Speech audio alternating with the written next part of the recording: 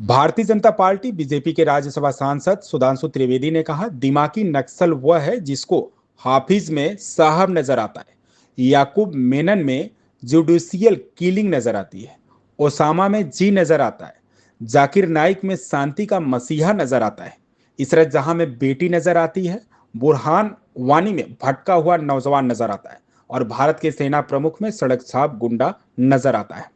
इसके लिए किसी को दिमाग पे जोर लगाने की जरूरत नहीं है, सिर्फ आंख खोलकर देखने की जरूरत है।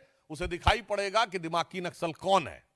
दिमागी नक्सल वो है जिसको हाफिज में साहब नजर आता है, याकूब मेनन में जुडिशियल किलिंग नजर आती है, जिसको ओसामा में जी नजर आता है, जिसको जाकिर नायक में शांति का मसीहा नजर आता है, जिसको इशरत जहां में बेटी नजर आती है, बुरहान वानी में भटका हुआ नौजवान नजर आता है और भारत के सेना अध्यक्ष में सड़क छाप गुंडा नजर आता है।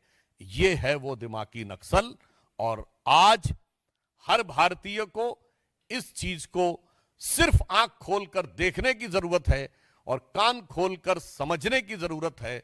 स्वतः समझ में आ जाएगा। और उन लोगों ने जब स्वयं स्वीकार कर लिया है तो हमें लगता है अब किसी प्रकार का कोई संदेह या किंतु परंतु किसी देशवासी के मन में नहीं रह गया है कि जो माननीय प्रधानमंत्री जी ने कहा था कि कांग्रेस अब मुस्लिम लीगी माओवादी कांग्रेस हो गई है, तो अब उन्होंने खुद कह दिया है कि वो सिर्फ मुस्लिम लीगी माओवादी कांग्रेस नहीं बल्कि दिमागी नक्सल कांग्रेस भी हो गई है। ये उन्होंने स्वयं स्वीकार कर लिया है।